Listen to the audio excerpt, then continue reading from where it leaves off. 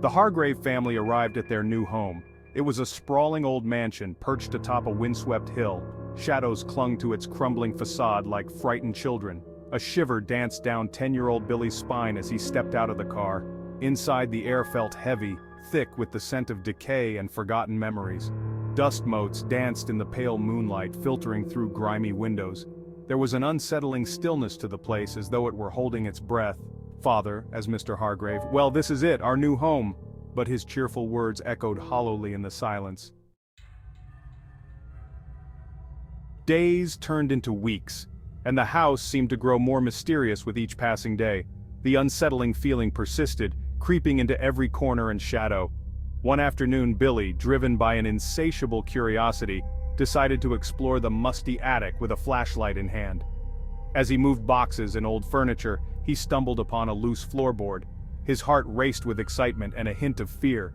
Curiosity piqued, he pried it open, revealing a small, rusty key hidden beneath the floorboard. The key seemed ancient, and it fit perfectly into a lock hidden on the wall behind a faded tapestry that had seen better days. With a deep breath, he turned the key. The wall creaked and swung inward, revealing a small, dusty room that had been untouched for years. The room was a time capsule, frozen in a bygone era, untouched by time and the outside world. A crib with yellowed lace stood against one wall, its delicate fabric now brittle and aged. In the corner, a rocking horse with a missing eye seemed to watch him, its presence eerie and unsettling. A chill settled over Billy, making the hairs on the back of his neck stand up. The air in the room felt different, colder, heavier, as if the room itself was alive with memories. Suddenly, a child's laughter echoed in the eerie silence, sending goosebumps erupting on his arms and a shiver down his spine. Overwhelmed by fear, he fled the room, slamming the door shut behind him. Older sibling, as Billy. What is this place?" His voice trembled as he tried to make sense of the mysterious discovery. That night, the nightmares began. Billy had always been a sound sleeper, but something changed. The air felt heavier, and the darkness seemed to press in on him. Whispers slithered through the hallways, chilling Billy to the bone. They were faint at first, almost indistinguishable from the wind, but soon they grew louder, more insistent, as if they were trying to communicate something sinister. He could hear the rhythmic creak of the rocking horse in the hidden room, even though the door was locked. It was a sound that should have been comforting, but instead it filled him with dread. One night, he woke to the sound of his name being called, a high-pitched whisper that seemed to come from right next to his ear. He wasn't alone. The voice was so clear, so real, that he could almost feel the breath on his skin. His parents, too, were plagued by strange occurrences. Objects moved inexplicably.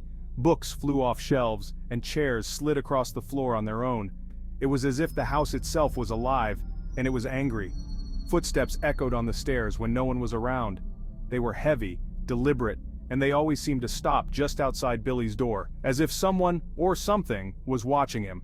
A cold spot settled permanently in the hallway outside the hidden room, a bone-chilling reminder that they were not alone. The temperature would drop suddenly, and no amount of blankets could keep the cold at bay. It was a haunting presence that refused to leave. One evening, as the family huddled in the living room, a translucent figure shimmered into view. It was a young boy no older than 7 with sad eyes and a torn nightshirt. He stared at them with a longing so profound it made their hearts ache.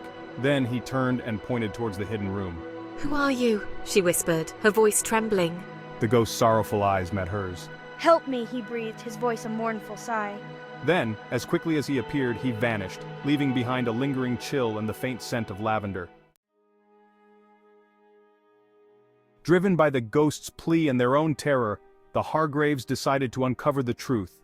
They felt an overwhelming sense of urgency, as if the ghost was guiding them towards something crucial, something that had been buried for far too long. They delved into the history of the mansion, poring over dusty records and faded newspaper clippings. Each document they uncovered seemed to pull them deeper into the mansion's dark past, revealing secrets that had been hidden for decades. They discovered that a family had lived in the house decades earlier, a couple with a young son named Thomas. The more they learned about this family, the more they felt a connection to their tragic story. One day, Thomas vanished without a trace. His disappearance left a void that was never filled, a mystery that haunted the town and the mansion itself. The police suspected foul play, but no one was ever charged. The case went cold and the mansion's dark reputation grew, shrouded in whispers and fear.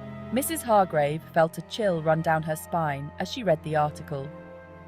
The words seemed to leap off the page, wrapping around her heart like a cold, unrelenting grip. The description of Thomas matched the ghostly boy perfectly.